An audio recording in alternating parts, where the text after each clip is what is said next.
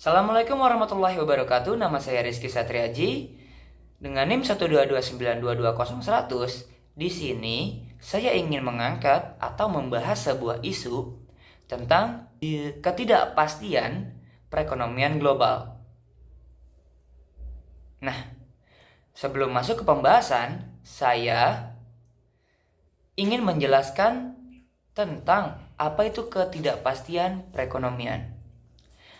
Dalam kajian ekonomi, ketidakpastian dalam perekonomian mengacu pada situasi di mana hasil dari masa depan, situasi tertentu tidak dapat diprediksi dengan keyakinan mutlak. Oke? Ini lebih dari sekedar membuat prediksi dan perakiraan. Hal ini berkaitan dengan faktor ekonomi yang dapat diprediksi dan bagaimana hal tersebut berdampak pada keputusan dan hasil ekonomi. Dan ada juga faktor-faktor yang menyebabkan terjadinya ketidakpastian. Dan di sini saya ingin menjabarkan dan menyebutkan apa saja faktor-faktornya. Ya, ketidakpastian perekonomian global ini dapat disebabkan oleh faktor yang saling berinteraksi dan seringkali sulit diprediksi. Yaitu ada ketidakstabilan politik dan geopolitik. Nah, konflik dan ketegangan internasional seperti perang, terorisme, dan ketegangan geopolitik seperti konflik di Timur Tengah atau ketegangan antar negara-negara besar dapat menyebabkan ketidakpastian ekonomi. Lalu, ada perubahan kebijakan pemerintah. Kebijakan proteksionis seperti tarif dan pembatasan perdagangan, serta perubahan regulasi yang tiba-tiba dapat mengganggu aliran perdagangan internasional dan investasi juga dapat mengakibatkan ketidakpastian dalam perekonomian.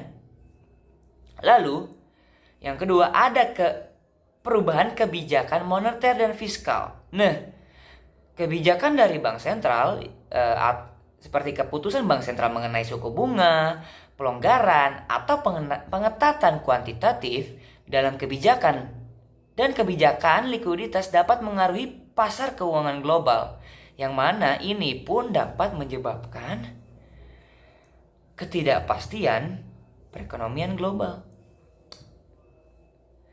Lalu yang selanjutnya adalah kebijakan fiskal dari pemerintah, seperti anggaran, hutang publik yang tinggi, dan perubahan dalam kebijakan perpajakan dapat mempengaruhi stabilitas ekonomi.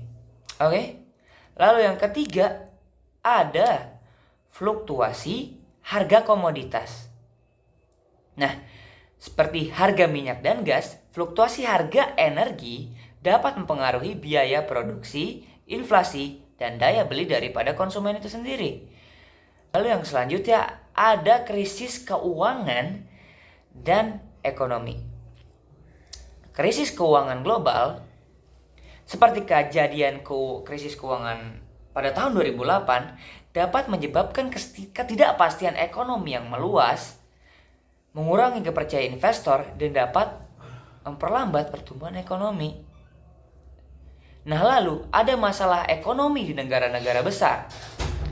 Masalah ekonomi negara-negara besar seperti Amerika Serikat, China, atau negara-negara Euro dapat memiliki dampak yang signifikan pada perekonomian global. Lalu yang selanjutnya atau yang kelima ialah perubahan teknologi dan inovasi.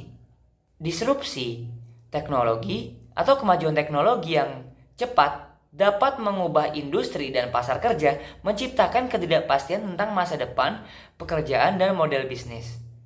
Lalu ada pula keamanan cyber. Ancaman terhadap keamanan cyber dapat menimbulkan resiko baru bagi bisnis dan pemerintah. Nah, yang keenam, ada pandemi dan bencana alam. Pandemi global, seperti yang kita ketahui dari tahun 2019 sampai dengan tahun 2002 atau mungkin sekarang ya, COVID-19 ini menyebabkan gangguan sekali terhadap perekonomian gitu. Ada pula bencana alam seperti gempa bumi, banjir, dan bencana alam lainnya yang dapat menghancurkan infrastruktur dan mengganggu rantai pasokan yang dapat mengaruhi pertumbuhan ekonomi.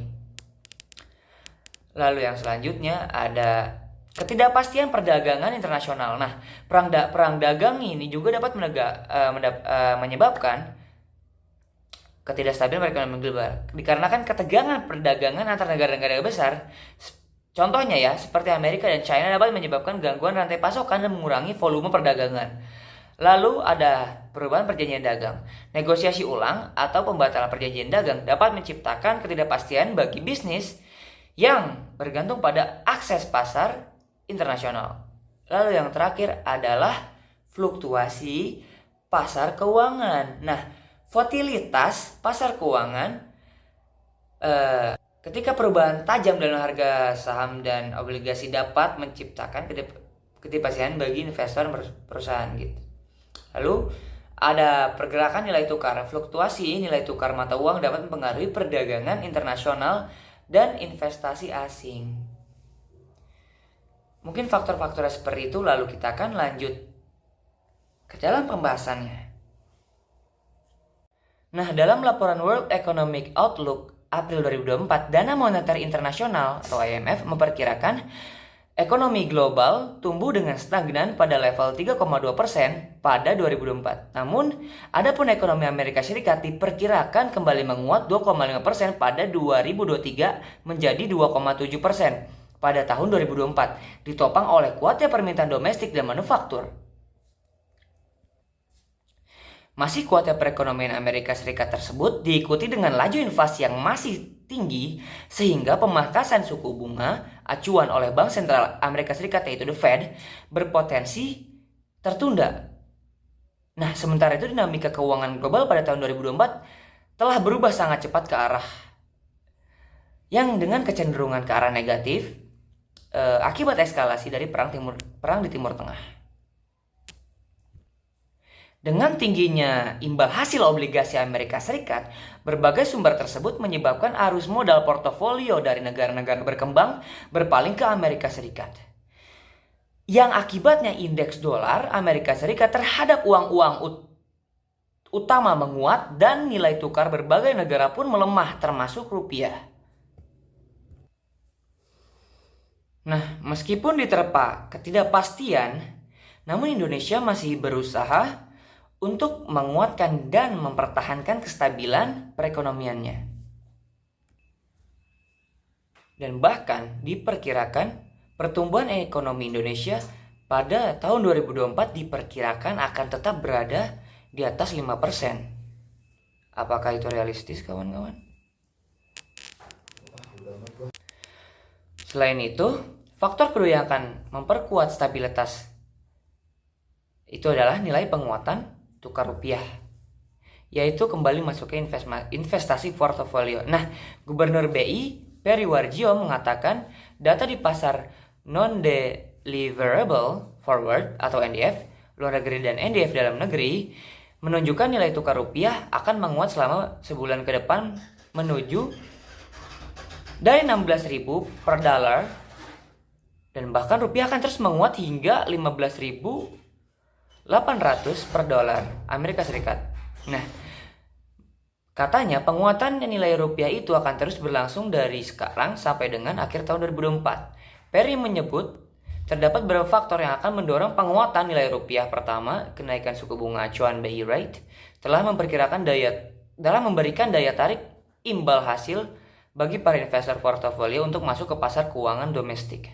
Nah, dibandingkan dengan India yang menawarkan imbal hasil obligasi dengan 10 tahun sebesar 7, Indonesia kini memberikan imbal hasil yang sedikit menarik, yaitu sebesar 7,17%. Hal ini kemudian mendorong masuknya aliran investasi portofolio ke dalam pasar keuangan domestik. Nah, faktor ketiga adalah prospek ekonomi Indonesia yang akan turun menjadi daya tarik bagi investor portofolio. Hal ini antara lain tercermin dari prospek pertumbuhan ekonomi yang diperkirakan akan tetap tumbuh di atas 5%, terjaganya inflasi dalam sasaran 1,5-3,5%, serta kinerja sektor jasa keuangan khususnya perbankan dalam menyalurkan kredit.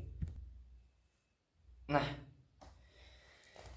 Di tengah meningkatnya ketidakpastian dan gejolak geopolitik global, apakah Indonesia atau negara kita tercinta ini dapat menanggulangi hal tersebut?